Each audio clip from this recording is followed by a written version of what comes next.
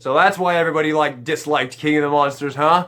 Hey, DK Gutsy here, and welcome to a quick review I'm gonna do on two movies that I've seen recently, two brand new releases that I've seen recently that I want to talk about.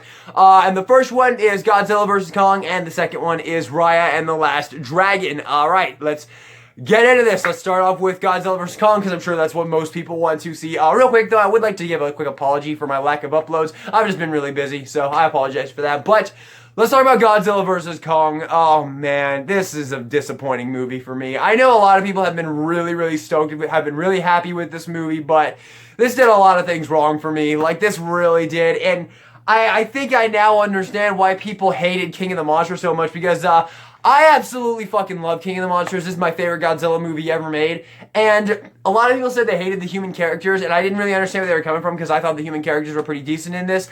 And then I watched this movie and I'm like, is this what people thought these characters were like? Because if so, I get it now. The characters in Godzilla vs. Kong are so bad. I hated them. I hated them. The only character I didn't hate was Millie Bobby Brown, because she's Millie Bobby Brown. I didn't care about the character at all. I liked the actress. That's it. That's the only reason. Oh my god, dude. I hated these characters. These characters got on my nerves so much. They were just not interesting or enjoyable in any way, shape, or form. They were so boring. The little kid that can communicate with Kong, I did not care about at all. Every time she showed up, she just had I'm so sad, my monkey's gonna die. And she never says anything, and I don't think the kid really does a good job of portraying it. She just annoyed me every time she showed up on screen. I was just like, I don't care. Go back to Godzilla and Kong. I do not care about this kid. And my god, I could just repeat that for every single human character in this entire movie. I did not give a shit about a single one of them. I like Millie Bobby Brown, obviously, because I'm a huge fan of her as an actress. I love her in Stranger Things. I liked her in Godzilla King of the Monsters. I thought she was okay in that. She's good in a couple other things as well, but besides her, the guy from that was in the Child's Play remake, I didn't care about him whatsoever. Honestly, he got on my nerve probably more than anybody. Millie Bobby Brown's friend in the movie, he got on my nerve. I didn't give a shit about him. The villains, didn't care about them at all. Oh my god, the characters, they just don't know how to make good characters in this movie. Oh my god, and the villain's daughter, oh my god, these characters are just not good, man. Towards the end of the movie, I guess I should give a quick tiny little spoiler warning, although trust me, you're not going to give a shit about this spoiler. You are not going to care about these characters. You are going to watch this movie for Godzilla vs. Kong, and I will not spoil things when it comes to that part. But trust me, you don't care about this. So here's the thing, at the very end of the movie, there's this shot where one of the characters is an explosion goes off very close to him, and he flies across the screen, and the next time we kind of cut to that character, it's just kind of a blurry image of the woman from the movie, and she's like, Nathan. And I'm like, dude, I do not give a shit. If this movie does not cut back to Godzilla and Kong right now, I am going to flip a table over, dude. I do not care about Nathan. I don't care. If he had died and they had never showed his ever again, if they had never told us if he lived or died, I would have felt nothing. I don't care about Nathan. I care about this guy. This guy. Oh. That part made me so mad, dude. When it was they clearly wanted me to be oh no, is Nathan okay? No, I didn't give a shit. I felt nothing. I did not care about Nathan. Oh. And now, let's talk about the other issue I have with this movie. Godzilla. Look, I'm aware, okay, shit. Do I just have to, I'm sure most people watching this have probably seen the movie. We're gonna go into spoilers now for Godzilla vs. Kong, because I cannot talk about this without the spoilers, man. Trust me, though, the spoilers in this movie aren't that big a deal. You're going to it to see Godzilla vs. Kong, and you're gonna see that. You're gonna get that. You're gonna get that in spades. It's gonna be awesome. You're gonna have to deal with some really annoying fucking characters, but you will get that. And, okay, let's talk about this. So, Godzilla wins. Godzilla beats Kong, and that made me happy, obviously, because I'm a Godzilla fan. I don't really give a shit about King Kong. I'm a Godzilla fan. And, yeah, so he whoops Kong's ass. That made me happy. But right after he whoops Kong's ass, Mechagodzilla comes into play, and Mechagodzilla fucking destroys Godzilla. Without King Kong's help, Mechagodzilla would have killed Godzilla.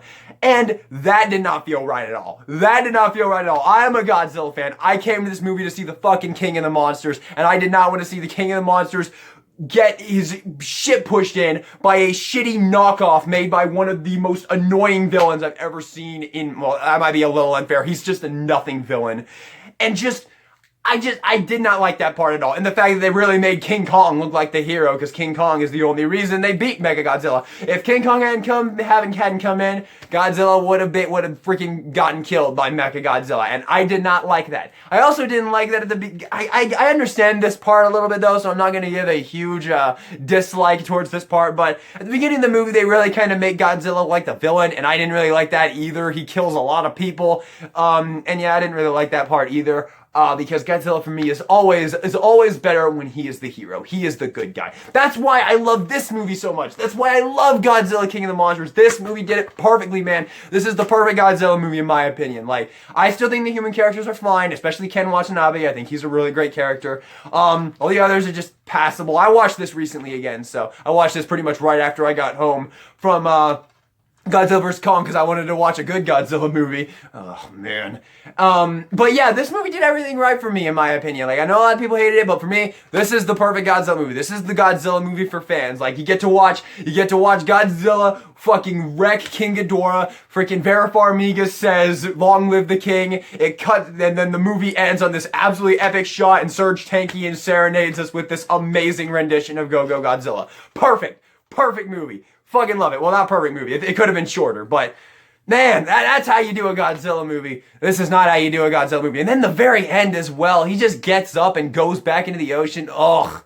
Whatever, dude. I wanted Godzilla to fucking destroy King Kong. I wanted, like, that final shot of King of the Monsters is so fucking epic with Godzilla just kind of on the mountain after he's beaten King Ghidorah and Rodan is bowing to him. Oh, so good, so good. And then to give me this fucking ending, oh, whatever, dude. Okay, let's talk about some good things with Godzilla vs. Kong real quick before we start talking about Raya and the Last Dragon. There are some good things about Godzilla vs. Kong, and the big one is that if you want Godzilla vs. Kong, you're gonna get it in spades in this movie. The action is very good. Between the Titans, it's very good. I did really, really like the action overall. Every time Godzilla and Kong are fighting, it's a good time. It's pretty fun. I enjoyed it. But honestly, that's pretty much the only fucking good thing I can say. Honestly, that's like the only thing this movie has going for it. Like, if I watch this movie again, I'm probably just gonna fast forward through everything that isn't Godzilla vs. Kong. Like, honestly, I just did not care about anything else in this entire movie, man. And I hate to keep giving dislikes because I did overall enjoy myself while watching this movie because, like, yeah, Godzilla vs. Kong definitely had the majority of the screen time. But I gotta talk about this too. The plot, there's a freaking thing at the end of this movie where, so they establish that the hollow earth that Godzilla and Kong live in, that the Titans come from, there's like this like wormhole that is like extremely like, if you go through it, it's like gravity doesn't exist, and like it's like they're in like a hovercraft and they're going through it, they're like it's very clearly like a distorted space type dealio. And then like they're in the hollow earth, and then to get back, Godzilla uses his atomic breath to shoot down into the earth, and it just goes down, and it goes all the way down into the hollow earth. Like, what the fuck? What happened to the wormhole thing? That was a huge plot hole, and the humans just drive out. They don't have to go back through the wormhole. Like, what the fuck was up with that? Like, if you could do that all the time, why didn't this company made a enormous Godzilla, a functioning Godzilla? How did they not think, and he had to go to the hollow earth too, to get the cell? How did they not have the technology to melt a hole in the ground down to this?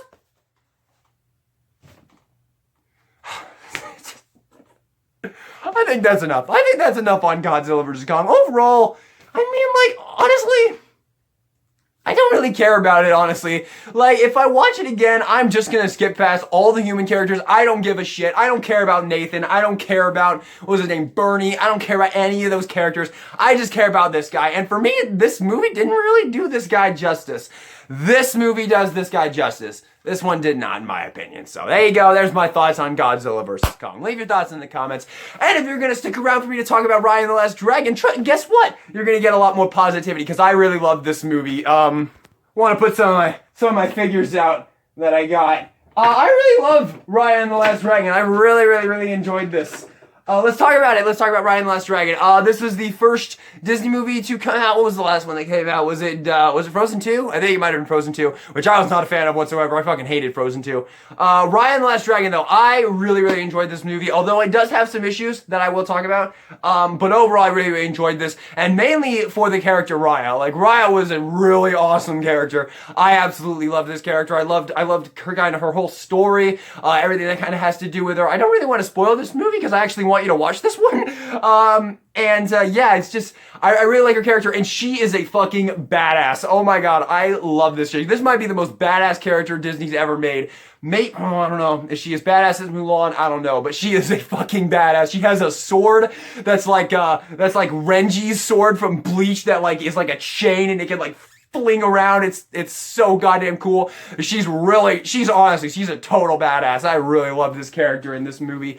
And I know a lot of people are hating on the dragon character. I actually had no problem with the dragon character. I found the dragon character very enjoyable overall, voiced by Awkwafina. She doesn't really try that hard. There's a couple lines that really fall flat. The whole credit thing, like, I'm buying this with credit. Yeah, that didn't work. That didn't work at all. That was not a good, that was not a good scene. But, other than that joke, honestly, I thought that Awkwafina and Sisu, which is the name of the dragon, this one right here, I thought she was overall fine. I really didn't have a problem with her. She didn't annoy me. Honestly, the character that annoyed me the most was the Kung Fu baby. I didn't care about that. That was stupid. Yeah, I didn't care about that. But honestly, every other character besides her, the big guy who kind of looks like the villain from Mulan as well, I didn't really care about him either. But besides that, in terms of major characters, I enjoyed the major characters for the most part. I absolutely loved Raya. She was absolutely amazing. Sisu was fun. And then, the shrimp soup salesman, he was funny. I thought he was really funny. Yeah, he was kind of a show stealer. So yeah, character-wise, I think the movie is very solid. Story-wise is where we get a little shoddy here, though.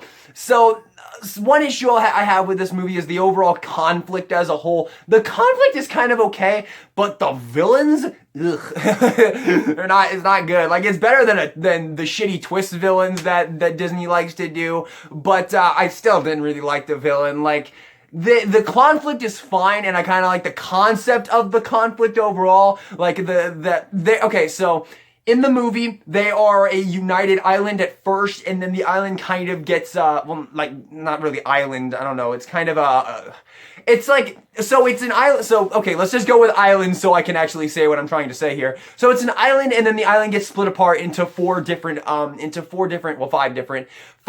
places, and it's all different tribes and whatnot. So it's basically like it was a united island, and then it became a divided island, basically. And, basically throughout the movie, it's kind of a MacGuffin type story, and Raya is trying to get a certain thing from each of the islands, and then to kind of banish the conflict that has come up. And what I'm getting at here is that the villains, well, there's multiple villains in this movie, but the main conflict in the movie, the design of it is just really boring. It's really lazy, and I didn't really like it at all. And that's kind of a minor complaint because they don't really have that much to do. And the other villain is pretty solid overall, and I don't really want to spoil it, but the other villain is pretty good. I really did like the other villain. I thought she had a nice arc and a nice thing to story. Although I will say this, I gotta say this though. Oh man, should I? Okay, so that at the end of the movie. No, let's call it there. Let's call it there for spoilers. I'm sure most people have probably seen Raya and the Last Dragon by now anyway. Let's talk about spoilers because I gotta talk about this scene. Oh, this scene pissed me off. When Raya goes to fight Namari, so the other villain is Namari, so It was from she's a, I can't speak. She's a person from one of the other tribes, and she betrayed Raya when she was a kid and kind of caused this entire problem, this entire conflict. And at the towards the end of this movie, they trust her because Sisu kind of tells them to kind of like, we need to trust her, we need to bring this island back together. And she stabbed him in the back, obviously, which was 100%, yeah, I saw that coming. But when Raya comes in and is like pissed off, like that scene is so fucking awesome. She's like walking up and like the cinematography is so awesome. She's like, Namari! And she's like, she's gonna kill this fucking chick. I'm like, yes, kill that chick. And she's like, Namari is like, you played just as much you played just as much of a role in Sisu's death as I did. I was like, no. And they actually play it off like Raya actually looks like she like realizes it. I'm like, no, that is bullshit. You are not doing that. No, Namari is not justified at all. That is bullshit. That is a crock of shit. I am not buying that. Raya did not have anything to do with Sisu's death. That was fucking retarded. But honestly, that's like, no, that's not the only issue I have with this. Like I said, there is a couple moments that in the comedic department that fall flat. I did not like the credit scene at all. That was really stupid. Oh, there's some other stuff as well. Although, yeah, like, there's some issues with the movie. And, man, I can't seem to remember one issue I had with the movie that is, like, slipping my mind right now. It kind of feels a little rushed. It feels a little too fast. Like, I feel like this should have actually been a longer movie, and I would have been okay with it being a longer movie, because I really liked Raya. Like, I was so on board with this. I freaking loved Raya. I thought she was such an awesome character. One of the best characters Disney has ever made in, the past, like, 20 years, honestly. She is such a cool character, and I would have loved to spend more time with her, because, like, here's the deal. So, she has to go to each of the tribes to get so at the beginning of the movie, they established that Sisu gave her life to create this gem that would keep the Droon, which is the conflict I was talking about, to keep the Droon kind of sealed away. And the Droon is very bad. Like, they go around and they like turn people to stone and shit. Like, basically they're like the end of the world if they weren't contained, basically. And that's kind of what happens. So Namari betrays Raya, causes this conflict, and the gem that Sisu made gets shattered, and each of the tribes have a piece of the gem.